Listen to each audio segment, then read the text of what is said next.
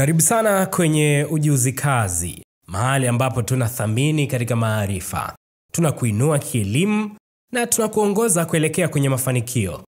Hakikisha umetufuatilia kwenye mitandao yetu ya kijamii, kwenye Instagram, X, Facebook, lakini pia tuko TikTok kwa jina moja tu la Ujuzi Kazi. Lakini muhimu zaidi, hakikisha una subscribe kwenye channel yetu ya YouTube ya Ujuzi Kazi ili uendelee kupata maarifa, kuendelea kupata taarifa na kuendelea kupata ujuzi kutoka kwetu. Leo bwana, tunakupeleka katika hadithi ya msukumo mkubwa kutoka kwa mmoja ya watu ambao walibadilisha ulimwengu kupitia akili yake na bidii aliyoiweka kwenye kile ambacho alikuwa anakiamini. Hapa leo nataka nimzungumzie Sir Isaac Newton. Hii ni hadithi ya mtu aliyegundua sheria za mvutano, aliyetufundisha kuhusu mwendo wa sayari, aliyeweka misingi katika fizikia ya kisasa. Lakini kilicho muhimu zaidi ni kwamba alitoka kwenye maisha ya kawaida, akaamini katika uwezo wake na akatumia ujuzi wake, lakini pia akiweka na bidii kubwa kwenye kile ambacho alikuwa anakifanya. Isaac Newton alizaliwa tarehe 4 Januari ya mwaka 1643 katika kijiji kidogo cha Woolsthorpe kilichopo nchini Uingereza. Baba yake alifariki kabla hajazaliwa na mama yake alimwacha kwa bibi yake alipokuwa na umri wa miaka 3 ili akapate nafasi ya kuolewa tena. Alikuwa katika mazingira magumu bila malezi ya karibu ya wazazi wote wawili, lakini changamoto hizi hazikumzuia. Alikuwa mtoto mdogo na tena alikuwa mnyonge sana, lakini alikuwa na akili ya kipekee. Shuleni, Newton hakuwa mwanafunzi wa kuvutia mwanzoni. Wakati anaanza shule, hakuwa na makeke mengi, hakuwa mtu machepele, lakini alipopata mwelekeo alijikita zaidi katika kusoma na kuchunguza, lakini pia kufanya majaribio ya sayansi kwa kutumia vifaa rahisi ambavyo vifaa hivyo vingi alivitengeneza yeye mwenyewe. Alipenda kutengeneza saa za maji, ndege za karatasi na vifaa vya kupimia upepo, na hii ilionyesha mapema kwamba alikuwa na akili ya kuvumbua vitu. Alijiunga na chuo kikuu cha Cambridge mwaka 1661. Huko alijitosa katika masomo ya hesabu, fizikia pamoja na falsafa ya asili. Alisoma kazi za wanasayansi kama Galileo, Descartes na Kepler, lakini hakuridhika na yale ambayo alikuwa ameyasoma kutoka kwa wanasayansi hao, na hiyo ikamtengenezea maswali. Akahoji, akachunguza na akataka kuelewa zaidi. Wakati ule dunia ilikuwa bado haina mwanga kamili kuhusu nguvu ya mvutano, yani gravity, na kanuni za mwendo wa vitu. Katika kipindi ambacho chuo kilifungwa kwa sababu ya mlipuko wa ugonjwa wa town mwaka 1665 huko jijini London, Newton alirudi nyumbani.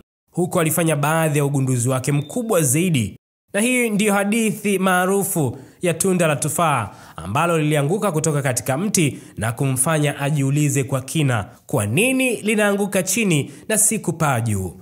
Hili swali lilikuwa swali kubwa sana ambalo lilipelekea kugundua sheria ya mvutano ya dunia. Katika miaka michache tu, Newton alikuwa tayari ametengeneza misingi ya sheria 3 za mwendo, sheria ambazo hata leo hii zinatumika kufundishia wanafunzi duniani kote kwenye mashule. Isaac Newton aligundua sheria 3 za mwendo ambazo ni msingi wa fizikia ya kitambo, lakini bado zinatumika mpaka hii leo. Sheria hizi zimekuwa muhimu katika kuelewa mienendo ya vitu na nguvu. Hapa nitakwenda kukupa maelezo mafupi kuhusiana na kila sheria. Tukianza na sheria ya kwanza ambayo iliitwa sheria ya inertia ama law of inertia, sheria inayohusu utulivu. Sheria hii inasema kitu chochote ambacho kipo katika hali ya utulivu kitaendelea kuwa kwenye hali hiyo kama hakuna nguvu yoyote itakayokifanya kiondoke kwenye hali hiyo. Kwa mfano, ukiweka kitabu juu ya meza, kitabu hicho kitaendelea kuwapo hapo hapo miaka nenda miaka rudi mpaka nguvu itakapowekwa ili kukiondoa kitabu hiko ama kukisukuma. Vivyo hivyo kwa gari. Gari ikiwa imesimama itakwenda mpaka nguvu itumike ili kufanya gari ile iweze kusogea. Vivyo hivyo kwa vyombo mbalimbali vya moto, pikipiki na magari na ndege na kitu chochote hakitaondoka mahali fulani isipongua nguvu ya nje kutumika ili kuweza kukiondoa kitu hicho. Sheria ya pili ni sheria ya mwendo kasi, law of momentum. Sheria hii inasema kitu chochote ambacho kipo kwenye mwendo kitaendelea na mwendo huo huo kama hakuna nguvu itakayowekwa kupunguza ama kuongeza mwendo huo. Kwa mfano, kama kusingekuwa na nguvu ya mvutano kwenye dunia, ungerusha kitu kingeenda angani na kupotea kabisa. Lakini kutokana na nguvu iliyopo, kitu hicho kitakwenda kwenye mwendo huo huo kama hakuna nguvu itakayowekwa kupunguza au kuongeza mwendo huo. Kwa mfano, kama gari litatumia gia namba 1, litakwenda kwa mwendo huo huo, halitapunguza wala kuongeza mwendo mpaka pale ambapo utaamua kuongeza nguvu ili kuchochea ule mwendo. Sheria ya tatu ni sheria ya vitendo, law of action and reaction. Sheria hii inasema kwamba nguvu unayoweka kwenye kufanya kitendo ndio nguvu hiyo hiyo unaipata kutoka kwenye kitendo hicho. Yaani kama unasukuma ukuta, na ukuta huo utakusukuma kwa nguvu sawa ambayo wewe umeiweka kusukuma ukuta ule. Kama ambavyo wanasoka wanafanya, ili kupiga shuti ambalo litakuwa na nguvu, litaenda mbali zaidi, ni lazima utumie nguvu kubwa nyuma ya mpira ule ili kuupiga, ili uende kwa nguvu kubwa. Hiyo ndio law of action and reaction, na hiyo ndio ilikuwa sheria ya tatu. Lakini Newton hakufanya haya kwa bahati mbaya. Newton alikuwa mtu mwenye bidii ya hali ya juu. Aliandika sana machapisho, alisoma, alifanya majaribio mengi usiku na mchana. Aliamini katika akili yake, na zaidi ya yote alithamini ujuzi wake. Hakukuwa na mitandao ya kijamii wala vifaa vya kisasa. Alichokuwa nacho ni akili, shauku na nidhamu kubwa ya kuendelea kufanya kile ambacho alikuwa anakiwaza. Hii leo kijana wa Kitanzania, kijana wa Afrika, unaweza kuwa na ndoto kama Newton. Unaweza kuwa mvumbuzi, mtafiti au bingwa wa teknolojia, lakini ni lazima uthamini kwanza ujuzi wako. Lazima ujue kwamba ndani yako kuna uwezo mkubwa zaidi ya vile unavyofikiria. Mafanikio hayaji kwa bahati, yanahitaji bidii, nidhamu, kujifunza kila siku na kuamini katika ndoto zako.